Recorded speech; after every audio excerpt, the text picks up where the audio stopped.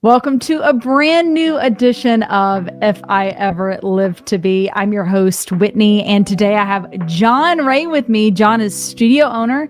He's podcast host at North Fulton Business Radio, which is an affiliate of Business Radio X, a national business podcast network. And he's also author of the book, The Generosity Mindset, A Journey to Business Success by Raising Your Confidence, Value, and Prices, which I'm really excited to dive into. So welcome, John. Whitney, I'm delighted to be here, and thank you so much for the invite. I really appreciate it. I'm honored. Absolutely. Well, and it's so interesting because you and I just kind of reconnected in person at the North Fulton Chamber of Commerce event, but we're fairly certain we met like years ago in a business studio in Buckhead. So it's kind of all coming full circle. Well, where, by the way, you're not too modest to say it, but you delivered a stunning keynote address. So just let's get that out there. Well, thank you so much. Yes. And I have your thank you note on my vision board that you can't see, but it's over here to my right to remind me. So thank you so much. I appreciate that. Absolutely. Yeah. So tell our listeners a little bit about you, because I really want to dive into this confidence, value, and pricing aspect. And I definitely want them to know your background in business and how you make connections, because I feel like you should be like Mayor Connectionville. Well, thank you. Thank you, Whitney. But here's the irony. You want to hear the irony of it all? The irony of it is I spent many years, I won't say how many, but many years as a financial analyst, investment banker on Wall Street. Please forgive me for that. and so working with some pretty large companies and projects and names that you would know. And when I went out to start my own business about, 12, 13 years ago, I completely fell on my face when it came to pricing. See, this is the thing. Well, there's a lot of things that I knew, and that's one thing that I was not schooled in, and it wasn't my fault, actually. At least I'm going to forgive myself, and I'm forgiving everybody else by extension. Right. When we go out and start our small businesses, go out on our own, we don't have a lot of help here. We've got a lot of help when it comes to marketing and how to set up a business and, your accounting and your processes and that kind of thing. But just for example, in that book, the title of which I hate, Small Business for Dummies, I hate the title, but for 250 pages of pretty good content, there's 4.5 pages total on pricing. So if you know that this is a problem in your business, and some people don't even know that's their problem. Yeah. But even if you've identified it's a problem, there are not many places to go. And so that's what got me passionate about this, because I saw it in my own practice and I saw it in my clients. And so I got passionate about it and said, I need to be helpful, not just to others, but to myself. So that's a little bit of my journey. Right. No, I love that. And there's, even when you first start, right? Like, I feel like so many business owners, again, if they don't have the funds or they're trying to build themselves up to that, they try to wear all the hats. And they're so, for lack of a better term, anxious to get business, right? They're almost like, we kind of make the mistake of starting at like, name your price, right? What are you willing to pay me to do this? Because I need to gain experience and I need to build a client base. So walk us through that process, because I feel like it changes, right? Like we start the business and we're coming in at it at one point. So then when we build up that experience, that can also impact our pricing. But I also feel like the underlying non-mentioned aspect there is the confidence piece. You're coming in hot, Whitney. I love it. So yes. I love where you went with all that. So Yes. And here's the thing, just to mirror what you just said. Yeah. When I wrote the first draft of my book, it did not include the first two chapters. And the first two chapters are about the mindsets that hold us back. And then the mindset you need to get over those mindsets that hold us back. And when I wrote that first draft, it's like, there's something missing here. And the missing piece is the mindsets. And if you don't have a way to deal with your mindset, then all the rest of it is just tips and tactics that you'll never be able to fully execute. So you're so right. It's about dealing with the mindsets that hold us back. Now, what are those? Well, there's imposter syndrome. Mm-hmm. There's the mindset of comparison.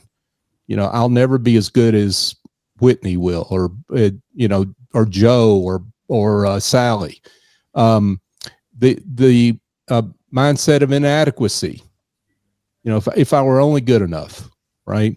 The mindset of helping. I'm just here to help everyone. Well, the problem with that is if you're not around, you can't help everyone, right? Yes. And yes. The truth is you can't help everyone anyway. So there are all these mindsets that get stuck in our heads. And if we are service providers like you and I are, that we sell our expertise, those mindsets are sitting right next door to that expertise, too close for comfort. And it gets mixed up when we slide that proposal across the table to the client and immediately start thinking, well, maybe I asked for too much money, or any other situations like that where suddenly we doubt ourselves, right? So that's why the way I look at it is it's about generosity, not about giving things away, but about getting out of our own heads and being generous in how we get into the heads of our clients and understand where they see value. It's not about us, it's about them. Yeah. I love that concept, and I love how you say that we're selling our expertise and not a product, really, right? Mm-hmm. I mean, I even think that with what I do, I could probably throw a stone out my window and hit like 5 other people who say that they do marketing and social media and all these things, but they don't do it the way I do it, and I don't do it the way they do it. So depending on, back to your bringing value to the client, depending on what the client needs, they may need what someone else has versus what I do. But the proprietary there is in how every individual delivers it, right? I even think of things like plumbing services, like sure, there are a lot of plumbers out there, but is the trust there? Is the integrity there? Have you been in business longer? Who are you hiring? Is it part of your core value to go out and hire veterans, for example? So all those things play into a part of that expertise, and also how clients decide who to buy from. Absolutely. And I call a lot of those, I guess, the basket of all those things. They're really intangibles. They're intangible value that clients see in us that sometimes we don't see ourselves. I mean, we're so busy pushing our expertise, our certifications, that, by the way, clients don't care about.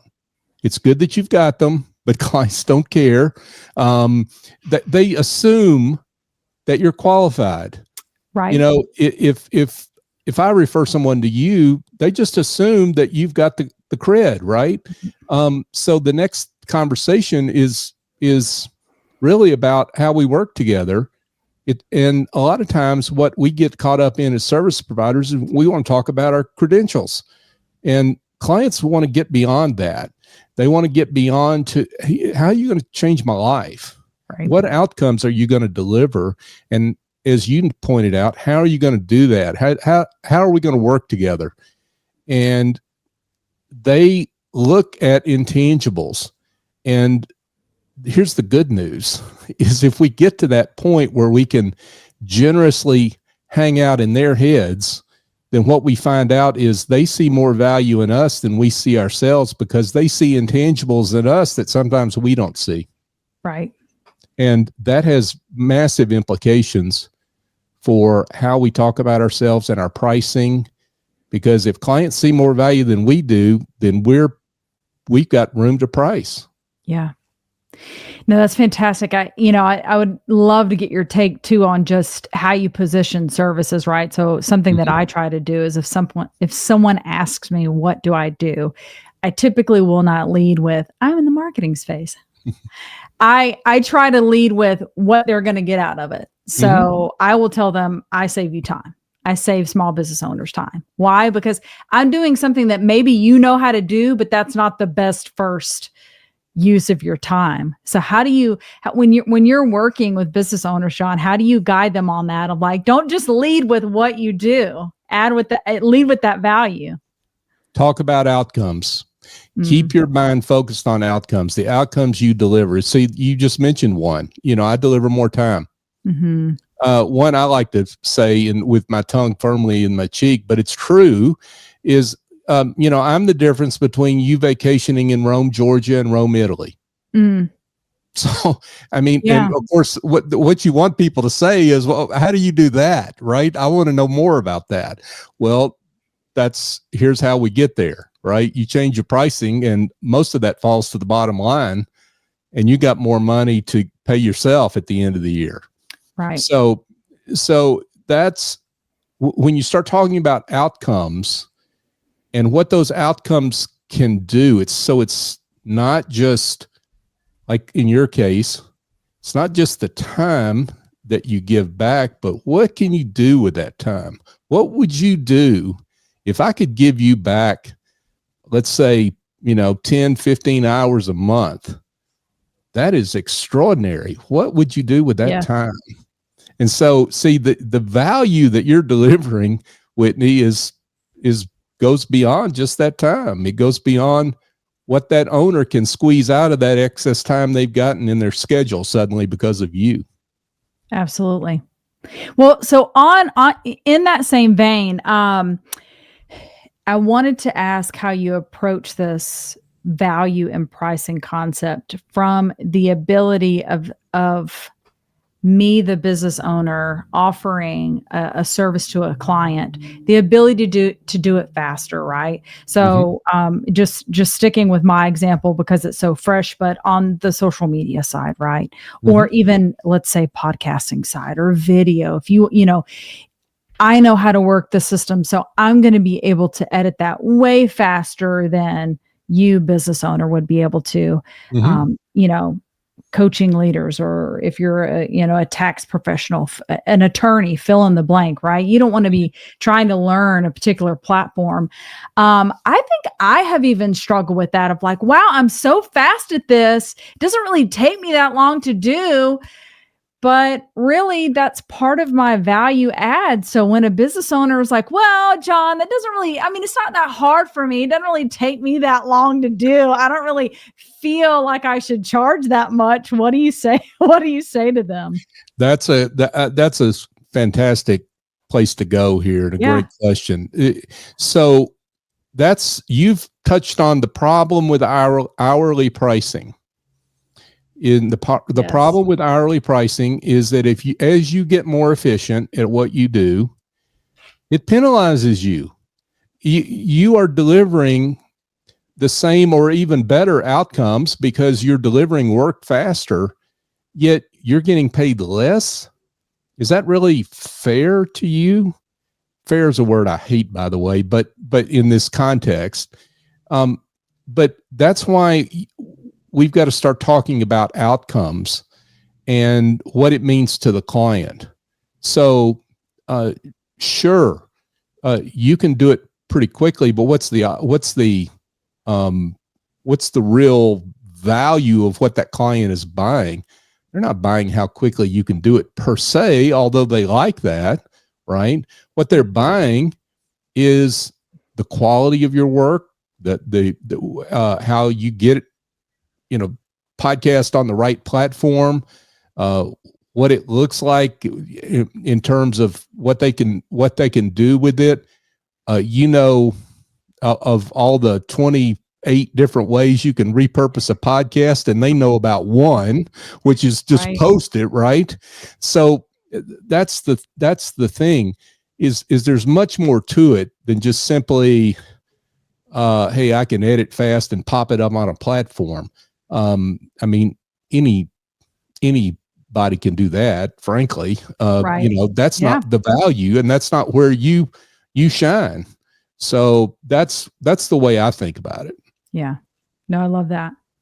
So what in today, as where we sit right now of 2025, John, what is a number one challenge that you see other business owners continuing to face?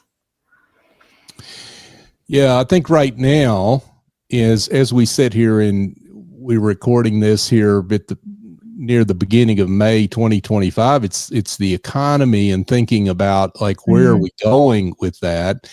And that's hard to know. What it does look like is that we're in for some softness, and the question is how soft that goes. Yeah. This is the time to double down on understanding where client perceived value is.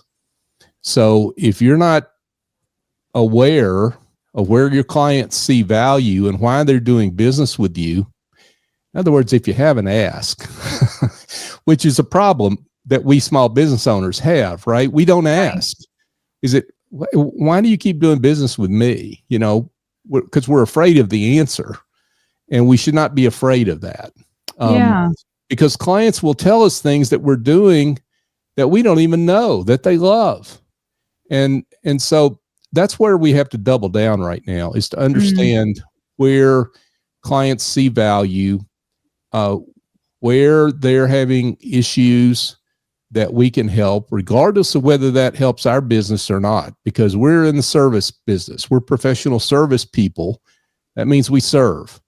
And so we've got to understand kind of where clients are in the whole of their business, not just in, the finance side or the social media side or the process side or whatever we work on. Right. So I think those are key issues, but I think for me, for service providers, it's always assessing where your pricing is.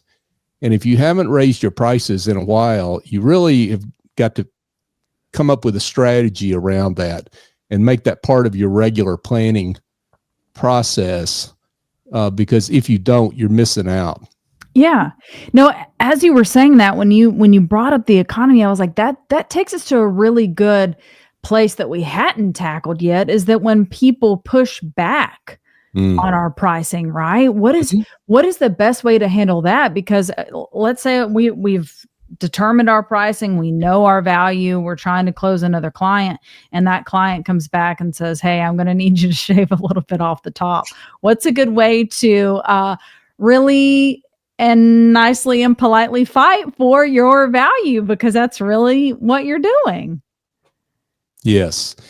Well, that's a great question. And that's what I think increasingly we may see, depending on, what industries you serve and what you precisely do. I mean, there's some businesses that are going to do quite well through this period and some that won't. And it's just like that in the economy. So I think a big part of it is, first of all, understanding the value of the outcomes you're delivering. So you've got to have a really clear picture of that. And that's where you need help from the client. And you get help from the client by asking those questions. So one of the things I talk about in the book is having a value conversation at the beginning of an engagement, where you're uncovering where clients see value. But the truth of the matter is, one of the things that I could have spent more time talking about in that book is simply having continuing value conversations with clients, around, where we are now and what are those, and just revisiting the outcomes. Hey, the outcomes that we thought we were going to get, where are we with those? Are you still seeing, am I still saving you those 10 to 15 hours a week? Well, Whitney, with as much as you're posting and the quality of it, probably a lot more because it's looking great relative to what I was doing. That's what you would, Right. hear from your client. Yes. Music to my ears, John. Right. Yeah.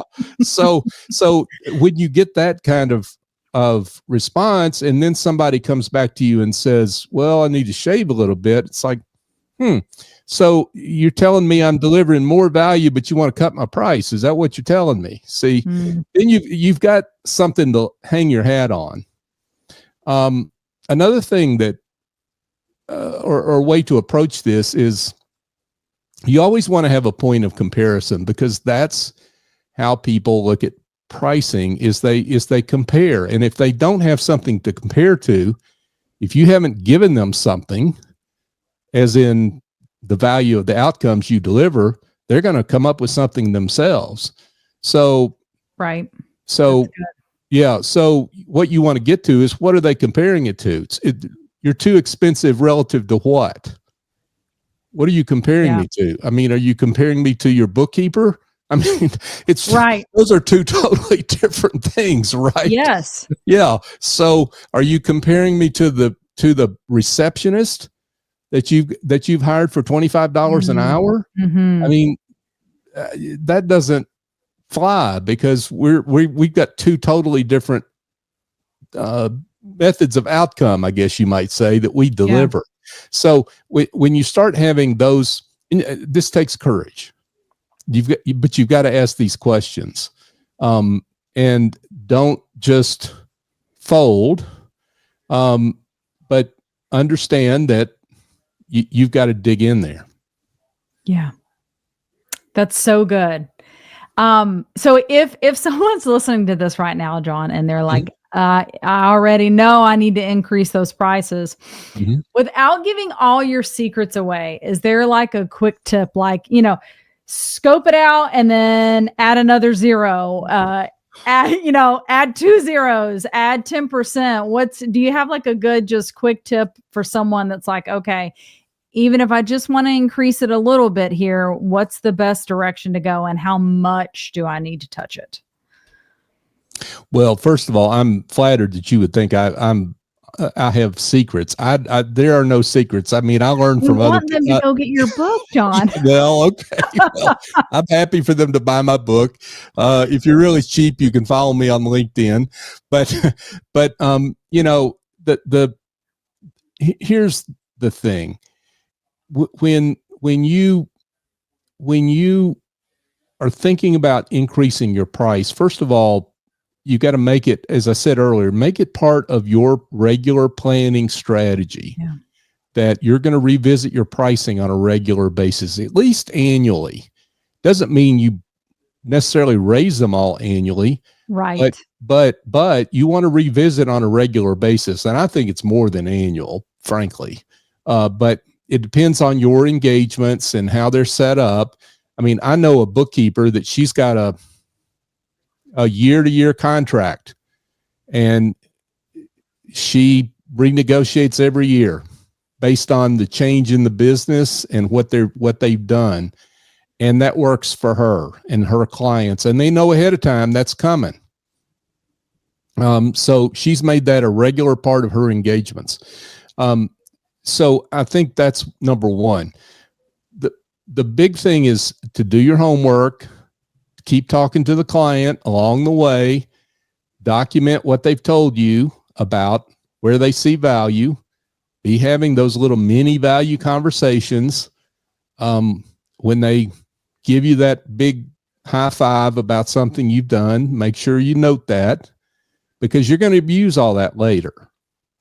You're going to use that when you get around to the pricing discussion, and you want to give people plenty of notice that, hey, I think for most small businesses, you really, and depending on the number of engagements you have, number of clients you have, you really want to do it face to face or by Zoom or what have you, but you do not want to send, just one of these high comma emails I'm raising your price, right? You want to give people a little notice that I think in two forms of communication is, hey, things have changed. We continue to love working with you. And guess what? Seems like we've delivered a lot of value.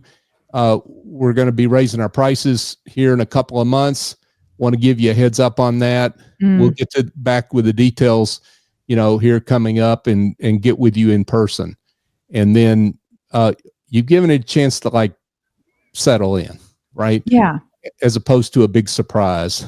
And then you can come back and have that conversation, that specific conversation about that. Yeah. No, I think that's genius to provide them that upfront warning that, this is something that's coming. John, what are your thoughts on too, just even if it's something that you can do, I don't know if that is a review that comes through online or maybe some positive feedback that someone provides, as you're actually out doing a service, to send that to the client and say, hey, I just wanted you to know we got this great feedback, or I saw this comment online, and also do that kind of throughout the way that when those items pop up, you're just kind of nicely reminding them that this is part of my value to you. Whitney's coming in hot again. I love that. That is fantastic. Yes, absolutely. When you get third-party validation, that's powerful. So share that with the client. Don't be shy. Yeah, when you particularly in the work you do, when you get that validation from someone that says, "Hey, I love the social media presence this company is putting out. It's fantastic," and make sure that business owner sees that. That's extraordinarily powerful. And so if you've got ways to generate that, let's take someone that's maybe a fractional chief operating officer, they're on the process side. If they're getting great feedback from employees, right, they need to document that and make sure they have that ready and maybe even tell that employee, hey, would you mind sending a note to the big boss and tell them what you just told me about the work we've done together? That's powerful stuff. And here's the thing: as business owners, we're too shy to do that. That is hard to do because I feel like we incorrectly taking as bragging, but it's really not. It truly is. The proof is in the pudding, right? Of other people, outside sources going back and saying that this is the value I'm getting out of the service provided. Absolutely. Yeah. Us business owners really struggle with bragging on ourselves. Well, and if someone else is saying it, it's not bragging. Bragging comes from us. Yes. Not from other people. So maybe your mama brags on you, right? But when it comes to clients, if they're saying it, it's true. Yeah. No, absolutely. Oh, I love that. So you alluded to it a little bit earlier, John, but you really do provide so much free value on LinkedIn just for people who are connected to you. And I'd love for you to highlight the importance of connections when you're doing this, when you're building a business, because and even to the point of delivering value, because I feel like if you truly deliver that value up front and the client can see and perceive the fact that you're genuinely doing your best at whatever service product you're providing, even when a mistake is made, because we're all humans and it's going to happen, especially if you have a long-standing client, right? Like the odds of you making a mistake at some point are pretty high. I feel like that goes a long way when you have that genuine sense of character and that positive intent there, that when something is misunderstood or a mistake is made, that can just cover so much. Yeah, absolutely. And that's part of those intangibles we were talking about earlier, right? Because people we say this to ourselves as a cliche, but it's a cliche because it's true. People do business with people that they know, like, and trust.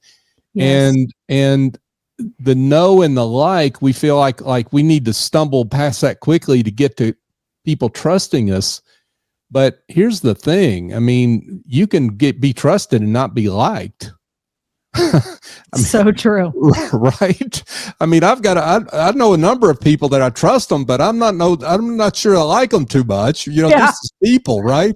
That's like authenticity. You can be authentic, but if you're like an authentic bulldozer, we don't like, we don't like you. That's yeah. Yeah, exactly. So, hey, I mean, when you, here's a great example. When you talked about, connecting people, and see if you can bring value in other ways beyond just your service, it really deepens the liking piece of it all, right? Yeah. It's not just the trusting, it's the liking. And when you can look for ways to help somebody improve their business that have nothing to do with how you're going to make money, when you can just send them a referral, send them, connect them with somebody that would be a good strategic referral partner. Send them an article that says, hey, I was thinking about you. I saw this, was thinking about you, and don't know if it's helpful, but you might be interested. That is so rare. And when you do things like that, you stand out, and you stand out as a professional of value that people remember later. And think about when you do that with people you don't even do business with. See, no strings attached. Hey, I just wanted to send this to you. I was thinking about you and thinking you need to know this person. That stands out. That's memorable. It does. Such as a handwritten thank you note after a after a presentation. Well, you deserve that because you did a fantastic job. So, folks, if you're looking for a great keynoter, here she is. Well, thank you. It certainly made my day when I opened that up in the mail. So, because that's true too, right? That's so rare to get something handwritten, a card or anything in the mail these days. So, yeah, absolutely. But that's the thing. If you'll take the time to do things that other people don't take the time to do, then it will stand out. And that's a competitive advantage. You were talking about your competitive advantages. Yeah, there are a lot of social media people around, but when you do those things, you'll stand out. Yeah. So I don't want to let you go, John, before I bring it back to the confidence piece, because I would love for you to leave us with a key tip, a key maybe first step that can just really give us a quick boost in confidence. Because I'm even thinking of our listeners that don't own a business, right? If you are employed, asking for a raise is much like literally raising your prices. And if you feel like you are delivering value to that company, maybe there are some things, maybe you're one of those employees that, yes, your job title is this, but you're doing like 3 or 4 other jobs. You can walk in with that confidence and ask for what you need, even if it has nothing to do with money. So I'd love for you to share with us, John, your thoughts on that. And like, what is a way if we're struggling with that a little bit? How can we turn that situation around? Yeah, I'm really glad you brought this up. I mean, this is really important because it really hits us wherever we are.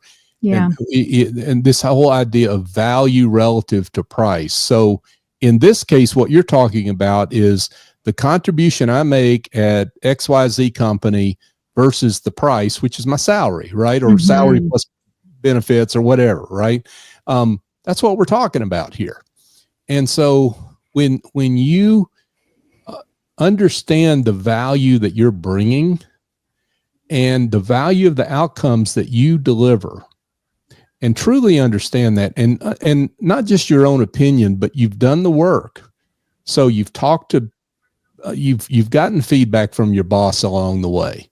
You've gotten feedback from your coworkers along the way. and you've asked for, hey, what is it that I'm doing, I need to be doing that I'm not doing? And you're acting upon that. And when you make that a regular piece of what you are doing day to day in your job, and understanding that, you're understanding outcomes. And when you can understand outcomes and client perceived value, client in this case being your company, boss, your company, when you understand that, you're better equipped to go in there and say, I think it's time for us to look at this balance between the outcomes I'm delivering and the salary, the benefits, whatnot that I'm receiving. Yes. This has been fantastic, John. Tell our listeners where they can connect with you and get your book. Well, again, thank you so much. I'm just so honored to be with you, Whitney. You do such great work, and I'm honored to be on your show. So my website is johnray.co, johnray.co. You can find out about the book itself at thegenerositymindset.com. The book's basically available everywhere. So if you want to order from your independent bookstore or go online to your favorite online retailer, you'll find it there. And I am on LinkedIn, John Ray 1. So you can just John Ray and the number 1. You can follow me there, and I'm regularly posting content there on all these topics that we've talked about. Perfect. I was just thinking, you are number 1, John Ray. You are John Ray number 1. Well, so good. You're the best. Thank you so much. I really Thank appreciate you.